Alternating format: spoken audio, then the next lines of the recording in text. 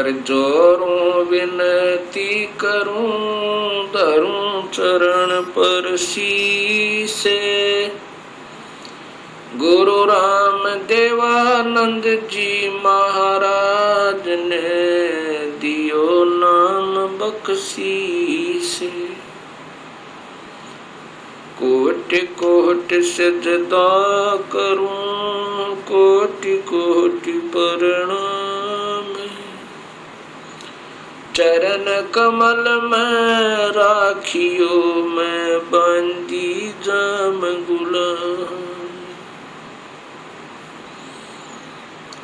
कबीर ये तन विष की बेलड़ी, गुरु अमृत की खान। शीस दिए जो गुरु मिले, तो भी सस्ता जाने। सात दीप नौ खंड में, गुरु से बड़ा ना कोई। करता करे न कर सक, गुरु कर सो होय। ग्रीव नमो नमो सतपुरुष को, नमस्कार गुरु कीन। सुर नर मुनि जन साधवा, संतों सर्वस दीन। सतगुरु साहिब संत सब, दंडवोतम प्रणामी। आगे पीछे मध्य हुए, तिनको जा कुर्बानी। निराकार निर्वेशम, काल जाल भयभंजनम। निर्लेपम निज निर्गुणम, अकल अनुप बेसुंधुनम। सोहम सुरत समापतम, सकल समाना नीरतले। उज्ज्वल हिरंबरे हरदमम, बेपरवाह था है वार पार नहीं मदतम। ग्रीब जो सुमर सिद्ध होई, गणनायक गलताना। करो अनुग्रह सोई, ही पारस पद परवाना। आद्य गणेश मनाऊं, गणनायक देवन देवा। चरण कमल लोलाऊं, आद्य अंत करूं सेवा। परम शक्ति संगीतम, रिद्धि सिद्धि दाता सोई। अवगत गुण अतीतम, सतपुरुष निर्मोही। जगदम्बा जगदीशम, मंगल रूप मुरारी। तन मन अर्पों शीसम, भक्ति मुक्ति भंडारी। सुर नर मुनि जन ध्यावे, ब्रह्मा विष्णु महेशा। शेष शेष मुख गावे, पूज्य आद्य गणेशा। इंद्र कुबेर सरीखा, वरुण धर्म राय ध्यावे। समर्थ जीवन जी का, मन इच्छा फल पावे। 33 कोटि आधारा, ध्यावे शेष 88। उतर भव जल पारा, कट है यम की फांसी। 33 कोटि आधारा, ध्यावे शेष 88। उतर भव जल पारा, कट है यम की फांसी।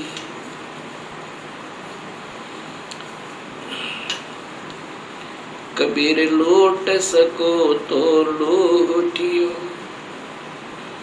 राम नाम की लोटी। पीछे फिर पछताओगे, प्राण जहांगे छूटे। नहीं भरोसा देही का, विनस जावे छन माही। श्वास उसास में सुमरण करो, और यतन कछु नाही। कबीर श्वास श्वास में नाम जपो, व्यर्थ श्वास मत खो। ना जाने इस श्वास को, आवण होक न हो। राम रटत कोठी भलो, चू चू पड़े जो चामे। ये कंचन दे किस काम की, जा मुख नाही नामे। कबीर जिव्या तो वो ये बली, जो रटे हरि नामे। नहीं तो काट बगाइयो, मुख में भलो ना चामे। कबीर राम रटत कन्या भली, साकट भलो न पूते। बकरी के गल में गल थना, जा में दूध न मोहते। कबीर राम रटत दारिद्र भलो, टूटी घर की छाने। वो सुंदर महल किस काम के, जहाँ भक्ति नहीं भगवान।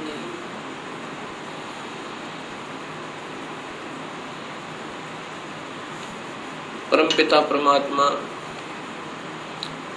पूर्ण ब्रह्म भगवान कबीर साहिब की असीम कृपा से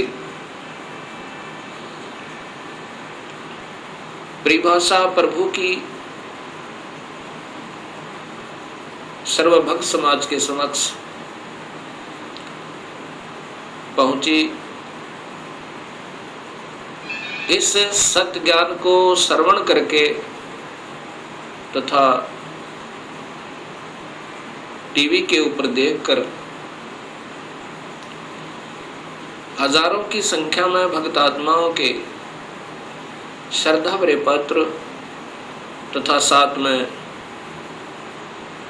टेलीफोन के माध्यम से हमें उनके हृदय की पुकार, हृदय से की हुई प्रशंसा हमारे पास पहुंची। साथ में उनकी विनम्र शंकाएं भी आई। विनम्र भाव से उन्होंने प्रार्थना की कि जो आपने शास्त्रों के आधार पर यह सत्य ज्ञान समाज को दिया है, इसके लिए हम बहुत आभारी हैं। ऐसा स्वच्छ, ऐसा सत्य ज्ञान ये अभी तक कहाँ छुपा रहा, इसका कारण क्या रहा? ये हमारा दुर्भाग्य रहा कि अभी तक हमें ये सत्य ज्ञान नहीं पता चला, जबकि सभी शास्त्रों में और ज्यों का तो प्रमाण मिला। अब ऐसे भक्त आत्माओं की अगर शंकाओं का समाधान नहीं हो पाया तो इस शंका रूपी कांटा फिर इस भक्ति रूपी मार्ग में बाधक बन जाता है।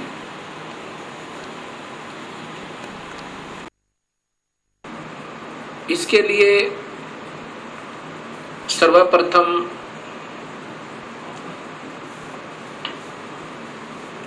सृष्टि रचना का ज्ञान होना बहुत जरूरी है।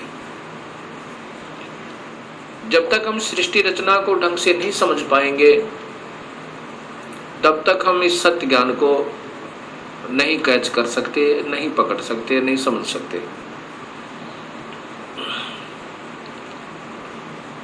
सृष्टि रचना के बारे में अभी तक समाज को, भगत समाज को, अपना कोई समाज नहीं है, कोई धर्म नहीं है हमारा एक ही धर्म है, मानव धर्म, और जीव अपनी जाति है। ये सबसे पहले हमने याद रखना चाहिए। जीव हमारी जाति है, मानव धर्म हमारा, हिंदू मुस्लिम सिख ईसाई ये धर्म नहीं कोई न्यारा है। हम एक पिता की संतान हैं, हमारा एक ही बाप है, वो कुल मालिक पूर्ण परमात्मा। और पिछले इतिहास को अगर हम देखें, उसमें ना कोई हिंदू था, ना मुसलमान, ना सिख, ना ईसाई। आज हम कोई हिंदू बना हुआ है, इस मानव शरीर के समाप्त होने पर भक्तिहीन प्राणी अपने संस्कारवश कभी पशु बन जाएगा, कभी पक्षी बनेगा, कभी पानी के जलचर बन जाएंगे। जब हम पशु होंगे तो हमारी पशु जाति होगी, और जब हम पक्षी होंगे तो हम पक्षी जाति के प्राणी होंगे। और ये भी हो सकता है कि हमारा कोई पुण्य संस्कार बचा हुआ हो, पुनर्जन्म मानव का हो, तो हम, कोई हिंदू है वो मुसलमान के घर जन्म लेगा, क्योंकि हमारे पिछले संस्कार रले मिले हैं, अलग नहीं है। सिख धर्म लगभग 300 वर्ष पूर्व 10वें गुरु गोविंद सिंह जी के द्वारा ये निर्मित हुआ, इसका उत्थान हुआ। उससे पहले सब हिंदू थे। उनके पिछले नाम राजा राम, कृपा राम, रामचंद्र, चंद्रभान, इस प्रकार के हैं। 3-4 पीढ़ी से पूर्व के जितने पूर्वज हैं वो इन नामों पर हैं। ऐसे ही इससे पहले मुसलमान धर्म नहीं था। हजरत मोहम्मद जी ने एक विशेष पवित्र मार्ग बनाया था भक्ति का, लेकिन आने वाले समय में इसमें बहुत त्रुटियां बन गई। ऐसे ही पहले ईसा जी ने एक निर्मल भक्त समाज तैयार किया था, उससे पूर्व अब्राहिम जी ने, ऐसे ये आदम जी से पहले हिंदू धर्म था, और हिंदू से पहले केवल आर्य हुआ करते थे, कोई धर्म नहीं था। अब हमने ये विचार करना पड़ेगा कि हम दो नहीं हैं। जहां से भी भक्ति प्रारंभ होती है वो निर्मलता के आधार पर है। बीड़ी, शराब, मांस, तमाकू उसमें कभी प्रयोग नहीं होता, और केवल एक प्रभु की ही साधना प्रारंभ होती है। आने वाले समय में उसमें त्रुटियां आ जाती हैं। मनमुखी गुरु लोग उसमें ढेर सारी त्रुटियां पैदा कर देते हैं, और जिसके कारण वो समाज का प्रारूप बदल जाता है, भक्त समाज का, उस धर्म का एक प्रारूप बदल जाता है, वास्तविकता नहीं रहती। फिर ऐसे ही सदियों उपरांत फिर ये मार्ग प्रारंभ होता है। उसमें प्रारंभकर्ता को कठिनाइयां अवश्य आती हैं। समाज समझता है कि ये निंदक है, सभी को की साधनाओं को गलत बता रहा है। बिल्कुल नहीं, गलत उनको लगेगा ये मार्ग जिनको स्वयं शास्त्रों का ज्ञान नहीं और उनके गुरुदेव अधूरे हैं, जिन्होंने आज तक ये नहीं बताया कि ये सृष्टि कैसे रचेगी, जबकि शास्त्रों में विद्यमान है ये सारा ज्ञान। अब सबसे पहले हमने सृष्टि रचना का सही ज्ञान होना चाहिए। तो अब दास आपको सृष्टि रचना बताना चाहेगा। सर्वप्रथम केवल एक ही प्रभु था, उसका नाम कबीर है। वास्तविक नाम उस परमात्मा का कबीर है। वो अनामी लोक में, अकय लोक में रहता था, और वहीं पर हम सब जीव उसी परमेश्वर कबीर में समाये हुए थे। उसके बाद उस परमात्मा ने स्वयं प्रकट होकर, अर्थात अपने उस अनामी लोक में स्वयं ही 3 नीचे के लोकों की ओर रचना की। अलख लोक, अगम लोक, फिर अलख लोक, और नीचे का सतलोक। फिर सतलोक में आकर के उस परमेश्वर ने अन्य रचना की। सर्वप्रथम एक शब्द से 16 द्वीपों की रचना की। उसके बाद 16 शब्द फिर उच्चारण किए, उनसे अपने 16 पुत्रों का निर्माण किया, उनकी शब्द से उत्पत्ति की, वचन से। और उनको उन 16 द्वीपों में रहने की आज्ञा दी। उनमें से एक पुत्र अचिंत को उस सतपुरुष ने, क्योंकि सतलोक में उपमात्मक नाम उसी कबीर परमेश्वर का सतपुरुष, नि अक्षर पुरुष, परम अक्षर पुरुष, शब्द स्वरूपी राम, अकाल मूर्त, पूर्ण ब्रह्म, ये उनके उपमात्मक नाम है और वास्तविक नाम उस परमेश्वर का कबीर है।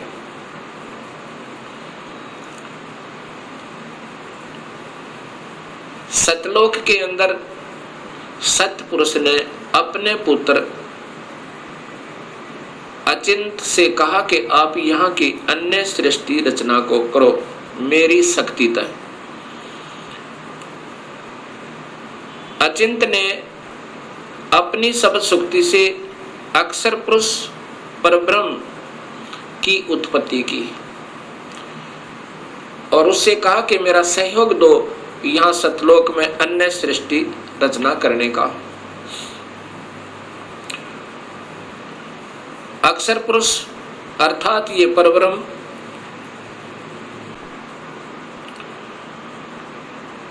एक सतलोक में बने हुए मान सरोवर में,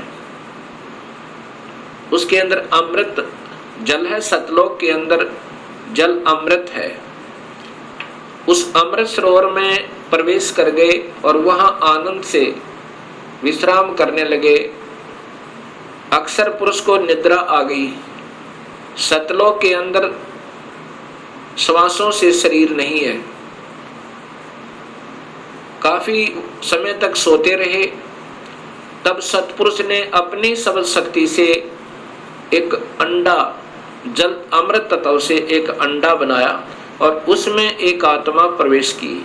उस आत्मा समेत उस अंडे को उस जल में डाला, अमृत सरोवर में, उस मान सरोवर में। वो अंडा गड़गड़ गड़गड़ करता हुआ नीचे जा रहा है तो अक्षर पुरुष अर्थात इस पार ब्रह्म की निद्रा भंग हुई। जब ही कोई अधूरी निद्रा से जागता है उसके अंदर कुछ कोप होता है। अब जो ही उसने अपनी कोप सहित दृष्टि से देखा कि मेरी निद्रा किसने भंग कर दी, तब उसका वो कोप उस अंडे पर पड़ा। अंडा दो भाग हो गया।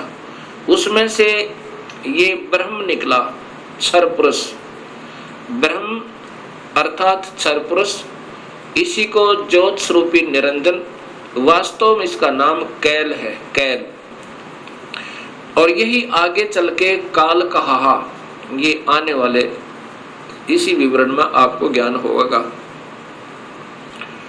आकाशवाणी सतपुरुष ने की कि तुम दोनों बाहर आओ। अक्षर पुरुष तुम निद्रा में थे और आपके बिना यहाँ सृष्टि नहीं रची जा रही थी।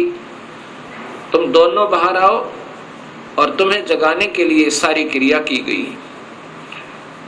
और तुम दोनों के दोनों अचिंत के लोक में रहो। ऐसे आदेश प्रभु का पाक है। वे दोनों के दोनों अचिंत के लोक में रहने लगे काफी समय तक। उसके बाद हम सभी की उत्पत्ति कबीर परमेश्वर ने, उसी सतपुरुष ने अपने शब्द शक्ति से हम सबकी उत्पत्ति वहां पर की।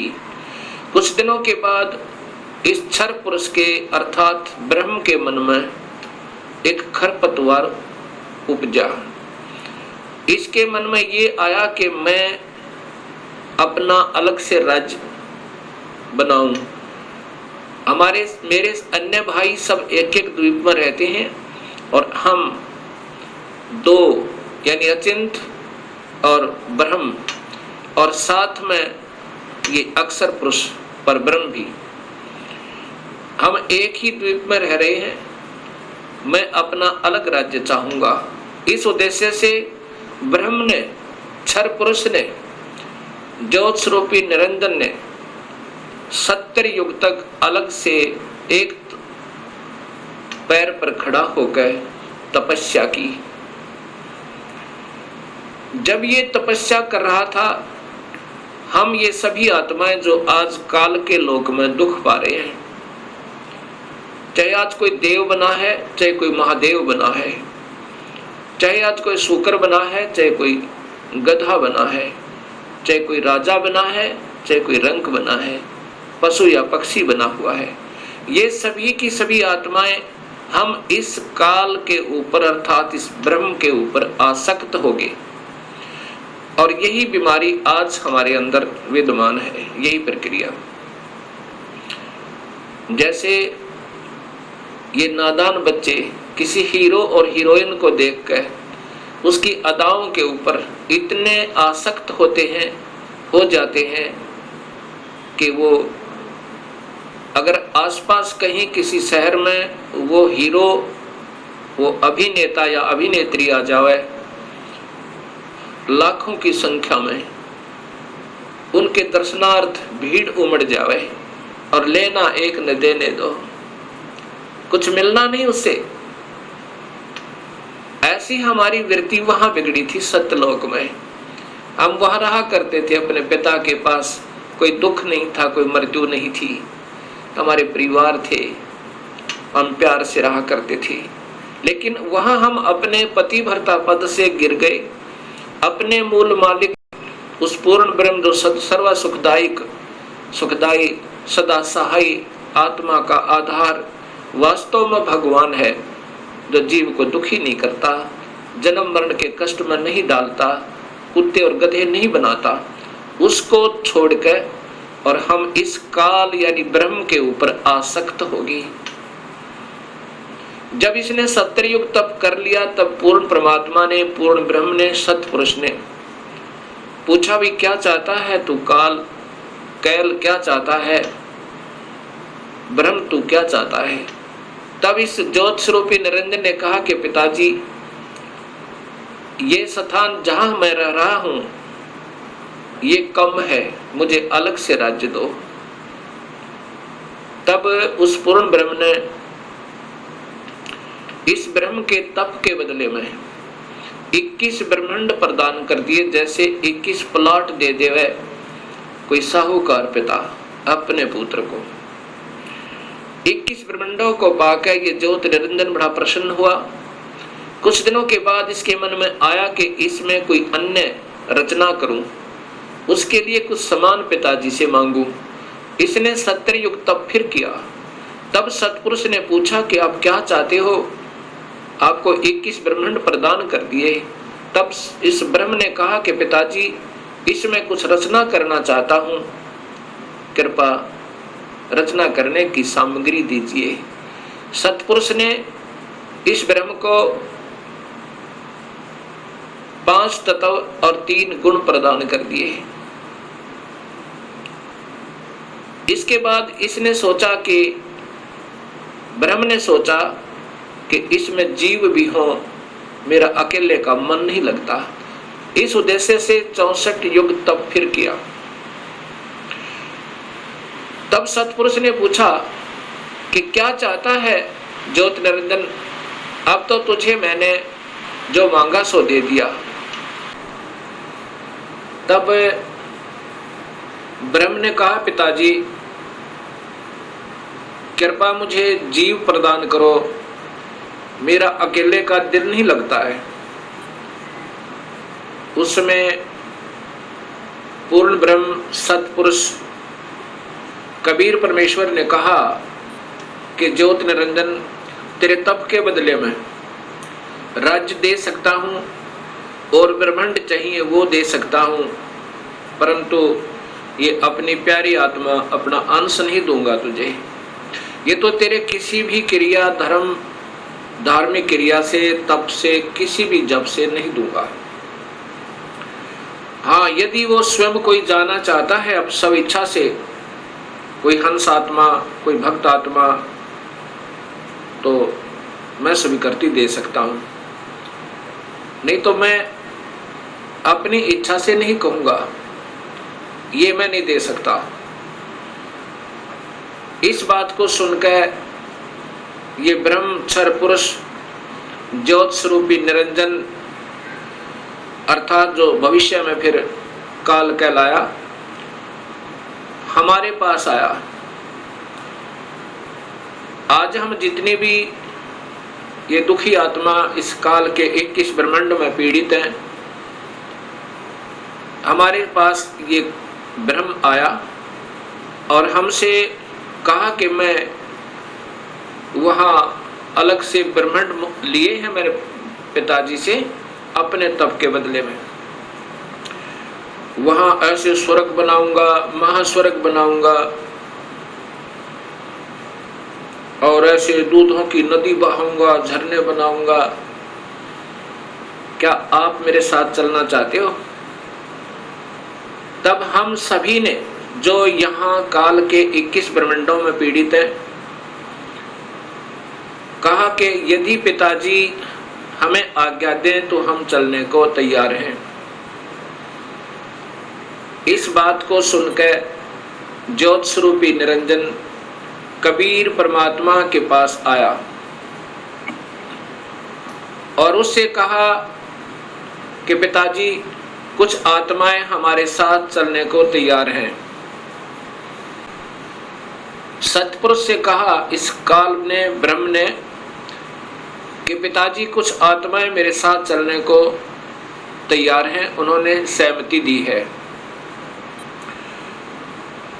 तब पूर्ण परमात्मा सतपुरुष अर्थात कबीर देव ने, कबीर साहिब ने कहा कि यदि वो मेरे सामने स्वीकृति देंगी, जितनी भी आत्माएं हैं जो तेरे साथ जाना चाहते हैं,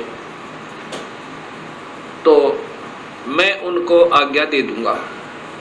ऐसा कहकर के सतपुरुष हम सभी आत्माओं के पास आया जो आज काल के लोक में कैद में बंद हैं।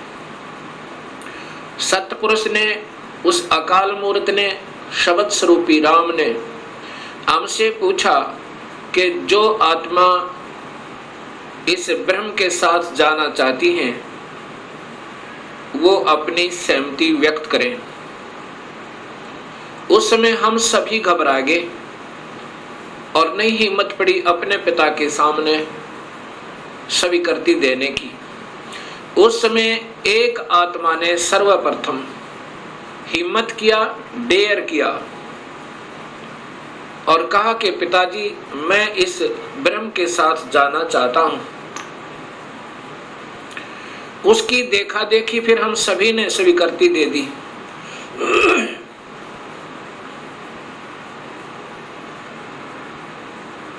और जितनी भी आत्माएं उस समय स्वीकृति दी थी, सभी कबीर साहिब ने उनके नंबर नोट किए और जिसने सर्वप्रथम सहमति दी थी उस आत्मा का भी नंबर नोट किया और ब्रह्म से कहा कि ब्रह्म आप जाओ अपने लोक में, अब इन सभी आत्माओं को मैं विधिवत तेरे लोक में भेजूंगा। ऐसा कहकर के सतपुरुष ने अपनी शब्द शक्ति तक उस प्रथम स्वीकृति देने वाली आत्मा को एक लड़की का रूप बना दिया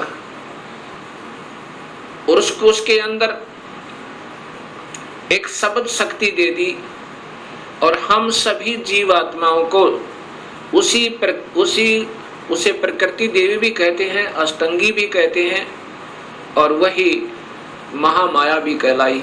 यहाँ 21 ब्रह्मांड की इस देवी को उत्पन्न किया अर्थात उस आत्मा का लड़की बनाया। फिर हम सभी आत्माओं को जो 21 ब्रह्मांड में आए हुए हैं उसके अंदर प्रवेश कर दिया, इस लड़की के शरीर में, प्रकृति देवी के शरीर में, अर्थात इसको अद्धा माया भी कहते हैं। और यही आगे चलकर त्रिदेवों की माता कहलाई। प्रवेश कर दिया और कहा कि बेटी, तेरे को मैंने शब्द शक्ति दे दी है और जितने भी जीव काल कहे, ब्रह्म कहेगा तो बना देना। एक बार मुख से उच्चारण करेगी, उतने ही नर और मादा ये जोड़े उत्पन्न हो जाएंगे। अपने पुत्र सहजदास से कहा, सहजदास जाओ अपनी बहन को उस ज्योत स्वरूपी निरंजन के पास छोड़ आओ और उसको बताना कि इस लड़की को, इस प्रकृति देवी को, अद्धा माया को मैंने शब्द शक्ति दी है, ये जितने जीव तू कहेगा ये बना देगी। और जितनी आत्माओं ने स्वीकृति दी थी वो सभी इसके अंदर प्रवेश कर रखी हैं। सहजदास प्रकृति देवी को लेकर, अध्या माया को लेकर ज्योत निरंजन के पास आया, उसके पास छोड़ दिया और कहा कि पिताजी ने ऐसे ऐसे कहा है, इस लड़की के पास सब शक्ति है और जितने जीव तू कहेगा ये नर और मादा अपने शब्द से उत्पन्न कर देगी। ऐसा कह करके सहजदास अपने लोक में लौट आया, अपने द्वीप में आ गया। युवा होने के कारण लड़की का रूप निखरा हुआ था। इस ज्योत स्वरूप निरंजन ब्रह्म अर्थात क्षर पुरुष के मन में नीचता उत्पन्न हुई, जो आज सब जीवों में विद्यमान है। वही व्यक्ति, वही प्रक्रिया, वही ये बुरी आदत युवा लड़की को देखकर उसके साथ बदव्यवहार करने की चेष्टा इस क्षर पुरुष ने अर्थात ज्योत स्वरूपी निरंजन ने की। लड़की ने, प्रकृति देवी ने कहा कि ज्योत निरंजन तू होश में आ जा, तू और मैं एक ही पिता की संतान है। पहले तेरी उत्पत्ति हुई उन्हीं के शब्द तय अंडे में और उन्हीं ने मुझे उत्पन्न किया। तू और मैं बहन और भाई हैं। बहन भाई का ये कर्म पाप का भागी होता है। तू मान जा मेरी बात। ज्योत निरंजन ने एक भी बात उस लड़की की नहीं सुनी और मदहोश होकर, विषय वासना के वश होकर, काम वश होकर उस लड़की को पकड़ने की चेष्टा की, दुष्कर्म करने के लिए।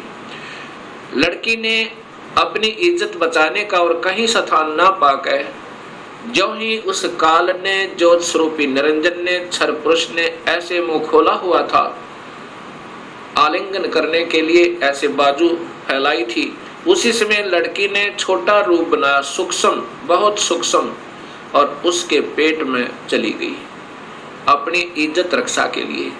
वहां से अपने पिता से पुकार की, हे परम पिता, हे सतपुरुष, हे कबीर परमेश्वर, मेरी रक्षा करो। इस प्रकार मैं काल से अपनी इज्जत रक्षा के लिए, इस ब्रह्म से अपनी इज्जत रक्षा के लिए इसके पेट में प्रवेश हूं और मुझे आकर मेरी रक्षा करो, मुझे बचाओ इससे।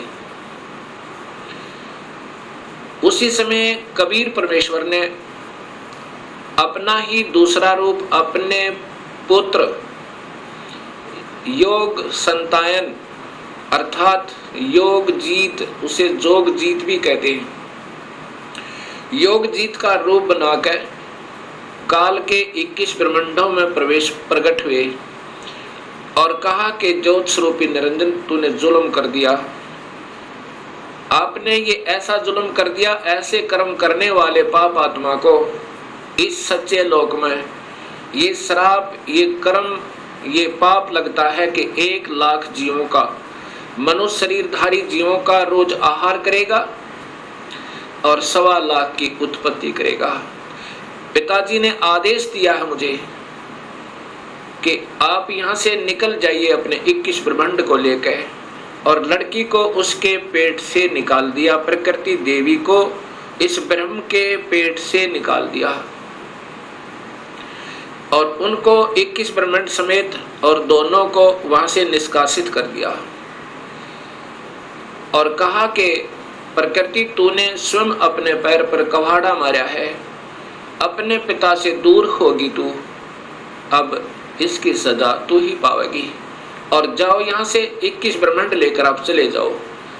इतना कहते ही 21 ब्रह्मांड वायुयान की तरह वहां से चल पड़ा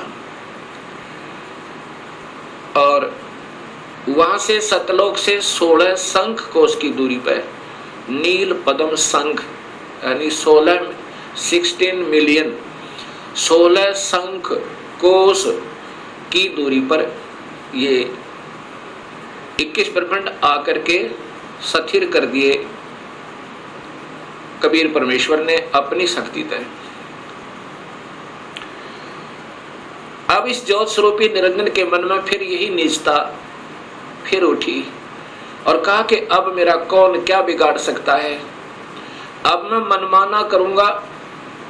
उस लड़की ने, प्रकृति देवी ने फिर प्रार्थना की कि ज्योत निरंजन अब भी तू मान जा। पहले तो आप और मैं एक ही पिता की संतान हैं, और दूसरे मैं तेरे पेट से होकर आई हूं। ये कर्म, अब मैं तेरी बेटी बन गई। प्रथम तो बहन और भाई का ये पाप कर्म महापाप का कारण है, और दूसरे मैं तेरी बेटी हुई आपके पेट तक होकर आई,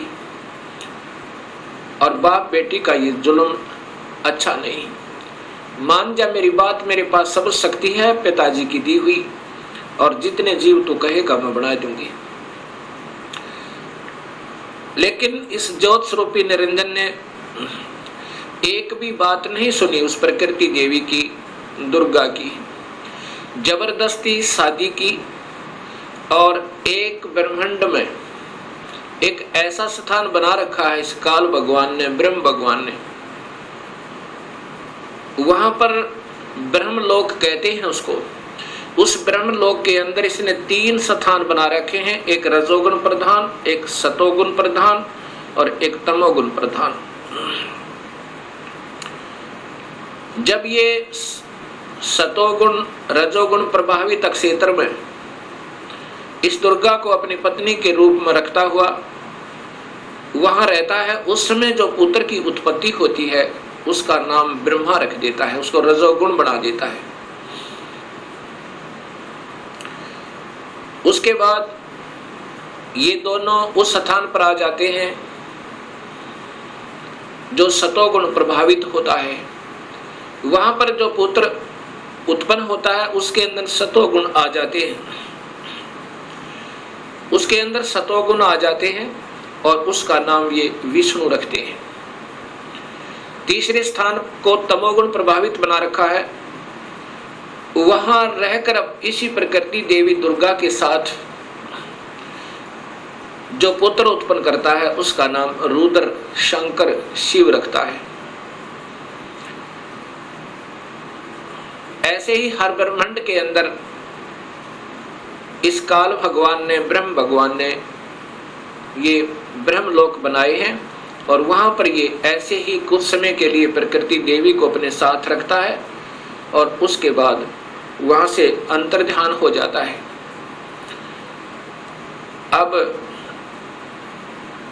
जब इसने इस लड़की को, प्रकृति देवी को बदनजर से देखा था, और ये लड़की प्रकृति देवी ने इसके पेट में शरण पाई थी, ज्योत निरंजन के पेट में,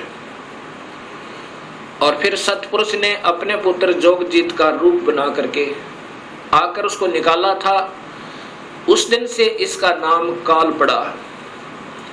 कहा था कि आज से तेरा नाम काल होगा, और 1 लाख जीवों का, मनुष्य शरीरधारी प्राणियों का रोज आहार करेगा, और 1.25 लाख की उत्पत्ति किया करेगा। ये वहां पर सतलोक के अंदर ऐसा दुष्कर्म करने वाले को सबतः पाप लग जाता है। अब ज्योत स्वरूपी निरंजन काल ने अपनी पत्नी से कहा कि मैं ऐसे स्थान पर रहूंगा जहां पर कोई नहीं आ सकता, और आज के बाद मैं किसी भी 20 ब्रह्मांड के अंदर किसी भी व्यक्ति को, किसी भी प्राणी को आकार रूप में दर्शन नहीं दूंगा। मुझे निराकार समझा करेंगे, लेकिन मैं अपने वास्तविक रूप, काल रूप में अपने 21वें ब्रह्मांड में रहा करूंगा। वहां पर कोई नहीं आ सकता, ना ब्रह्मा आ सकता, ना विष्णु आ सकता, ना शिव आ सकता, और ना ही कोई वेदों में के अनुसार साधना करने वाले साधक आ सकते। मैं वहां रहा करूंगा और सर्व कार्य मैं गुप्त रूप से किया करूंगा। तब प्रकृति देवी ने कहा कि निरंजन मैं तेरे वश होगी, अब कुछ भी नाच नचा। इतने बड़े ब्रह्मांडों को, इन 20 ब्रह्मांडों को मैं कैसे चलाऊंगी एक स्त्री की जाति, और तू मुझे छोड़कर जा रहा है, कहता मैं आज के बाद किसी को दर्शन नहीं दूंगा। तब ज्योत स्वरूप निरंजन अर्थात इस काल भगवान ने, ब्रह्म ने कहा कि प्रकृति चिंता ना करे, जो कुछ भी करूंगा वो मैं ही करूंगा, तुम तो निमित्त मात्र होगे और ये बच्चे ब्रह्मा विष्णु महेश ये भी केवल निमित्त होंगे, इन सब का रिमोट मेरे पास होगा, सब कार्य मैं करवाऊंगा, तू चिंता मत कर।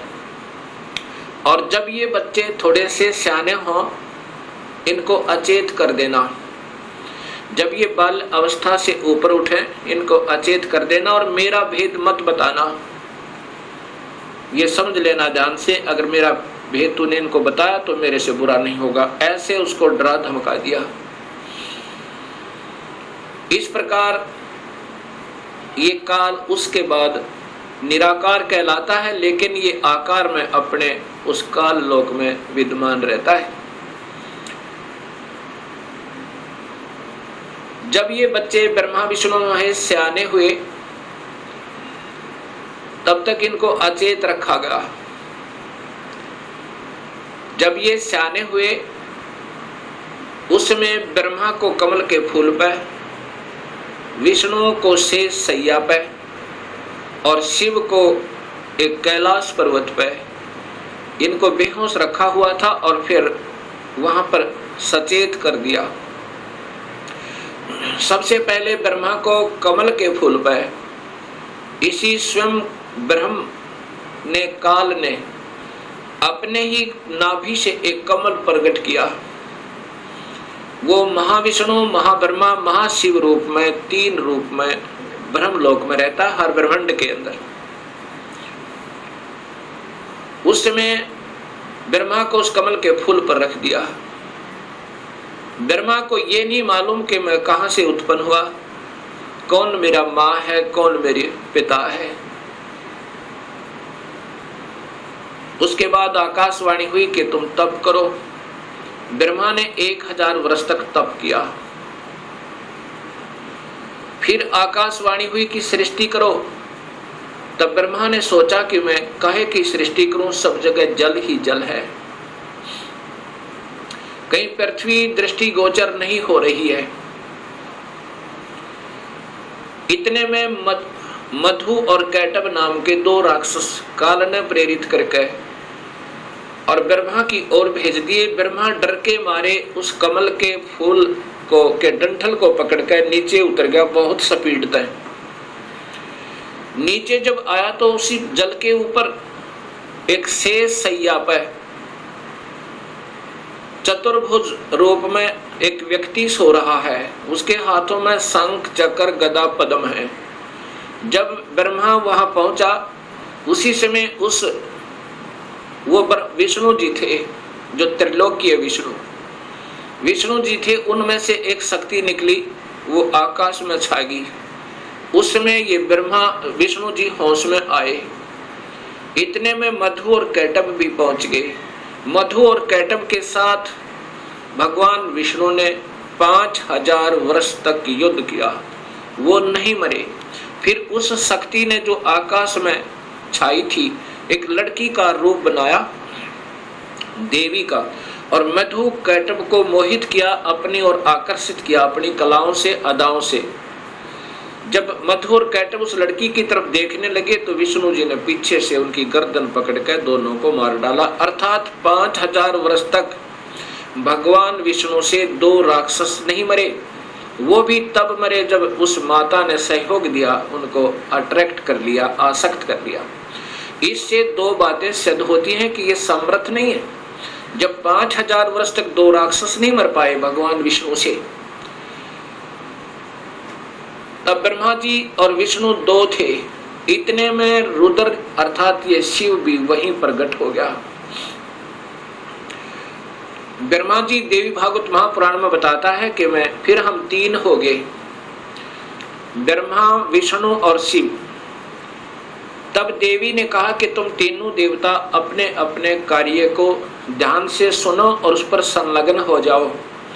ब्रह्मा जीवों की उत्पत्ति करवावे, उनको रजोगुण प्रभावित करके, ये केवल इतने ही ब्रह्मा हैं। और विष्णु फिर इनके आपस में सतिथि बनाए रखे, मोह ममता में फंसाए रखे, ये विष्णु जी की ड्यूटी है। और शिव की ड्यूटी है कि ये संहार करे।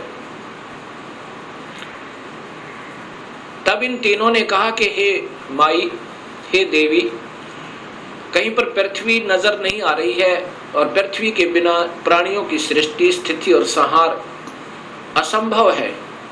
तब वो देवी मुस्काई और कहा कि तुम, इतने में एक विमान आया और कहा कि तुम तीनों के तीनों इस विमान में बैठो और चिंता मत करना, घबराइयो मत। उस समय ये तीनों के तीनों ब्रह्मा विष्णु महेश विमान में प्रवेश कर गए। विमान मन की गति से चला, बहुत तीव्र गति था। कहाँ पहुंचा? ब्रह्मलोक में पहुंचा, जहां पर ये काल भगवान तीन रूपों में रहता है, जहां इनकी उत्पत्ति की जाती है, ब्रह्मा विष्णु महेश की। और वहां पर कोई नहीं जा सकता, ना वेद विधि से, किसी साधना तक, ना तप से, ना यज्ञ से, ना हवन से, किसी प्रकार से नहीं जा सकता, ना किसी जप से। वहां पर तो ये अपनी कृपा से ही ले जा सकता है, ये काल भगवान सोचल सिद्ध करके। वहां जाकर के इन्होंने क्या देखा?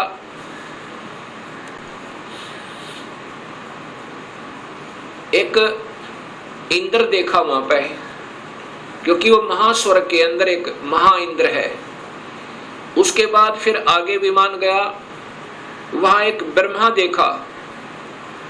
जब दूसरा ब्रह्मा देखा तो शिव और विष्णु ब्रह्मा जी से पूछने लगे कि हे चतुरानन, ये दूसरा ब्रह्मा कौन है? तब ब्रह्मा जी ने कहा, मुझे नहीं मालूम ये कौन है।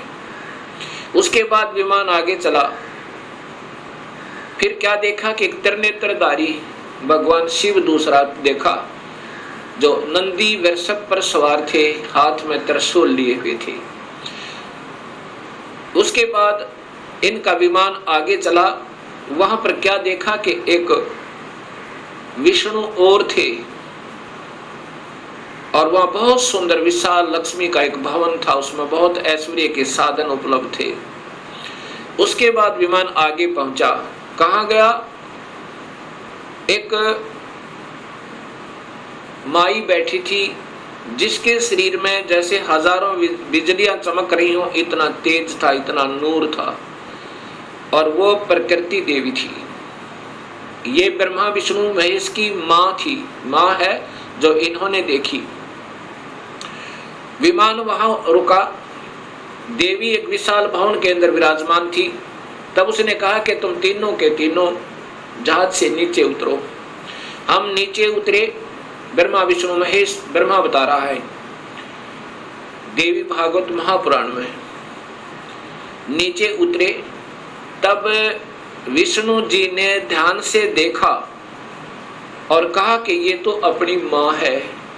इस माई के दर्शन मैंने किए थे जब मैं बालक था, छोटा सा था। जब मैं बालक था, छोटा सा था, तब मैंने इस माई के दर्शन किए थे।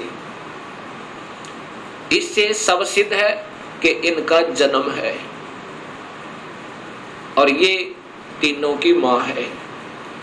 तब ब्रह्मा विष्णु और शिव ने तीनों ने स्वीकार कर लिया कि ये ही अपनी जननी है। तब शिव जी कहते हैं, हे माता, जब आप ब्रह्मा को उत्पन्न करने वाली आप हैं, विष्णु भी जब आपके बालक हैं, तो ये तीसरा भी आप ही का बच्चा है। आप ही हमें गुप्त भेद नहीं बता रहे थे, अब हमने आप ही की कृपा से ज्ञान हुआ। अब इसका प्रमाण आपको सबसे पहले देवी भागवत महापुराण में देता हूं। पहले आपको देवी भागवत महापुराण से प्रथम शिव पुराण को दिखाता हूं, उसके बाद फिर आपको देवी भागवत महापुराण दिखाऊंगा। और ये शास्त्र पहले से उपलब्ध थे, कोई आज नए नहीं बनाए इस दास ने, क्योंकि जितने हमारे अभी तक शास्त्र विद रहे वो अल्पज्ञ थे, अधूरे ज्ञान युक्त थे, वो उनको इस सत्य मार्ग का पता नहीं था। इसलिए हमारे सभी पूर्वजों को भूत बना दिया गीता विरुद्ध साधना करवा के, और पितर बनवा दिया गीता विरुद्ध साधना करवा के। गीता में लिखा है कि देवी देवताओं की पूजा मत करो, ब्रह्मा विष्णु महेश की पूजा तक भी नहीं करनी है, तीनों गुणों की भक्ति नहीं करनी है, केवल ब्रह्म से प्रारंभ होती है भक्ति, और पूजा करनी है केवल पूर्ण ब्रह्म की। अब मैं आपको देवी भागवत, पहले आपको शिव महापुराण दिखाता हूं।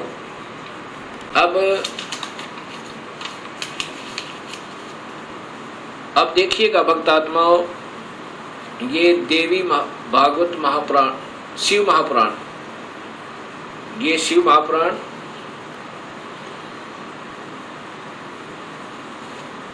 इसके अंदर आपको पता चलेगा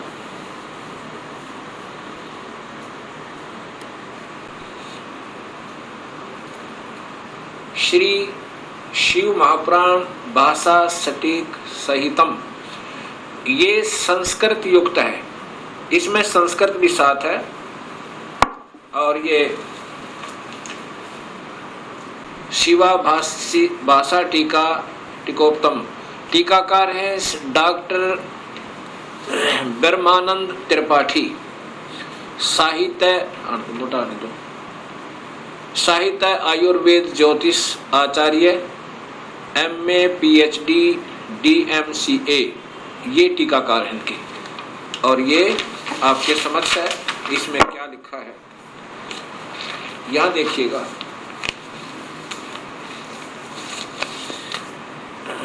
यहाँ से पढ़िएगा, ये संस्कृत है और ये हिंदी आपको दिखाना चाहूंगा। प्रलय काल में, इधर से रो, पीछे लाओ,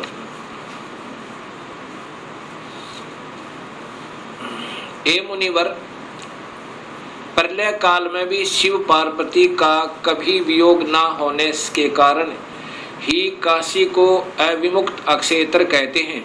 प्राचीन काल में शिवजी ने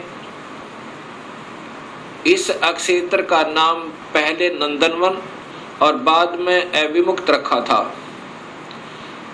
हे देवर्षि नारद, आनंद वन में रमण करते हुए शिव पार्वती के मन में इच्छा हुई कि किसी दूसरे पुरुष का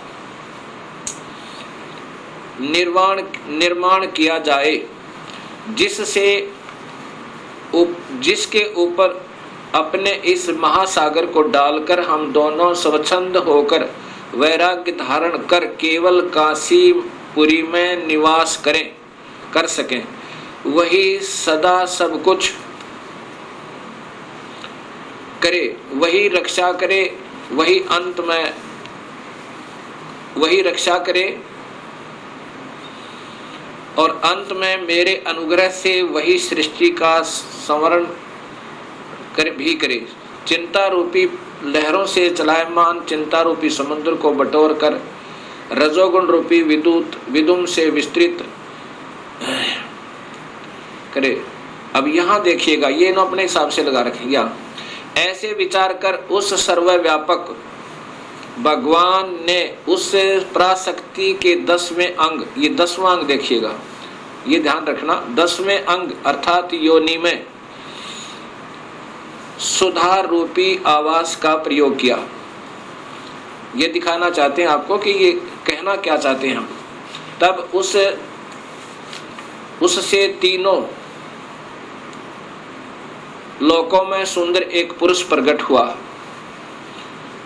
जो शांत एवं सतोगुण से युक्त था, गंभीरता में समुद्र के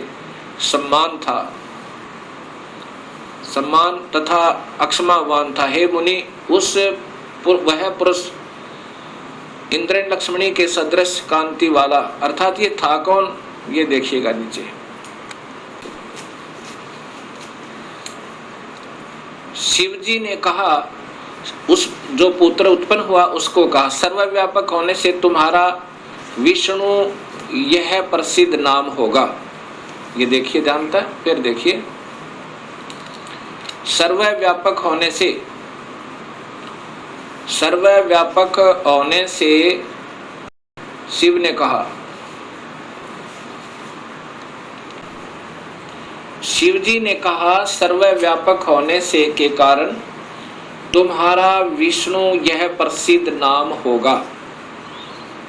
अब इससे सिद्ध हो गया कि शिवजी से विष्णु की उत्पत्ति। एक बार फिर लीजिए,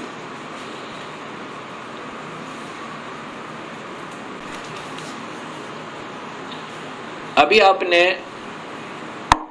ये शिव महापुराण में छठे अध्याय को देखा, छठे अध्याय में कि भगवान शिव से और पार्वती के संयोगता है।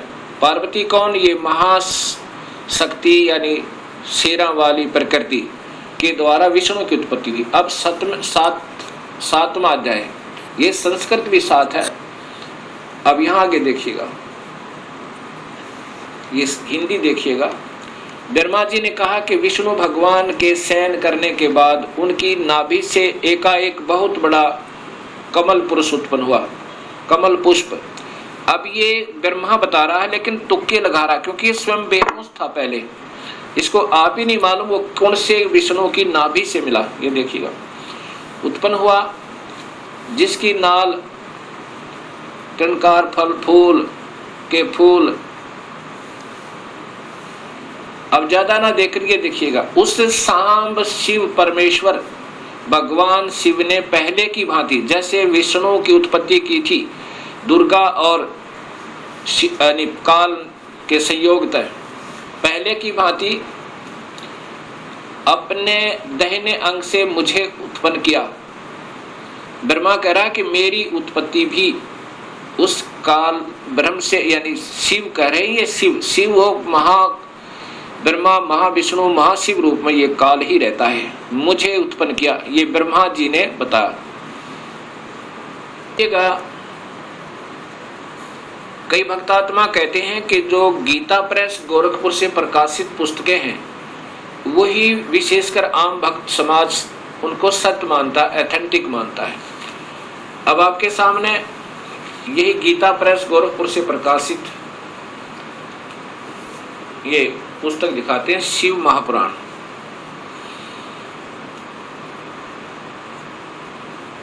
संक्षिप्त शिव महापुराण, और ये नीचे गीता प्रेस गोरखपुर से, और इसके छठे अध्याय में फिर यही प्रमाण है।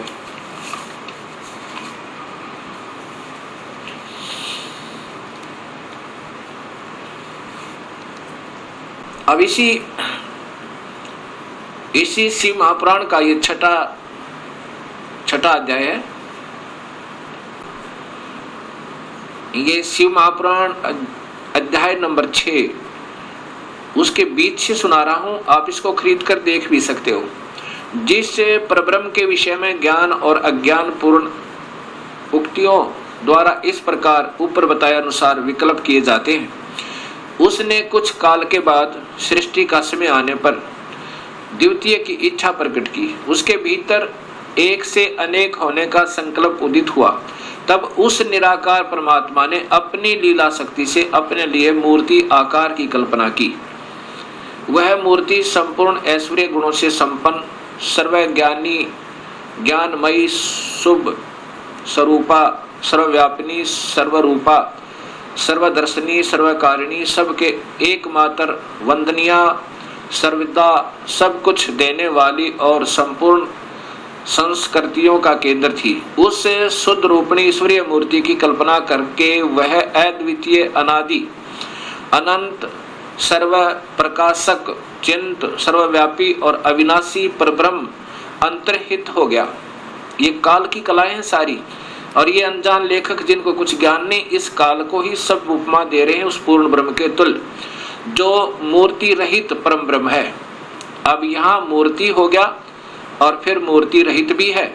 अब ये काल की ही कला है, वो क्या बन गया? शिव रूप में आ गया। उसकी मूर्ति यहाँ देखो, चिन्मय आकार भगवान सदाशिव हैं। ये काल ही निराकार है और यही फिर महाशिव, महाविष्णु और महाब्रह्मा के रूप में ये सब कलाएं करता है। अर्वाचीन और प्राचीन विद्वान इसी को ईश्वर कहते हैं।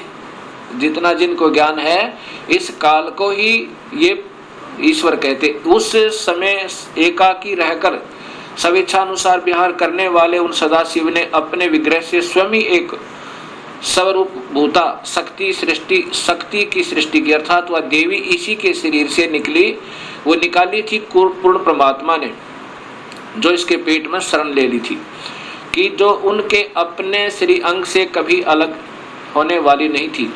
उस पराशक्ति को प्रधान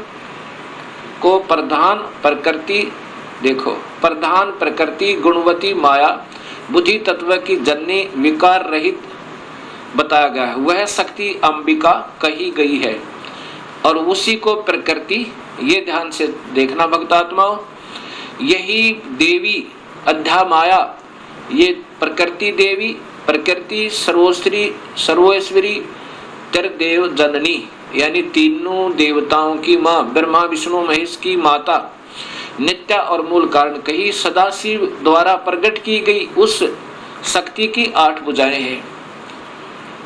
अब ये शब्द ही स्पष्ट हो गया कि यही प्रकृति देवी ब्रह्मा विष्णु महेश की माता है।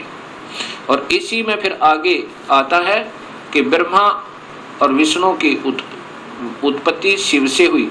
ये महाशिव काल है।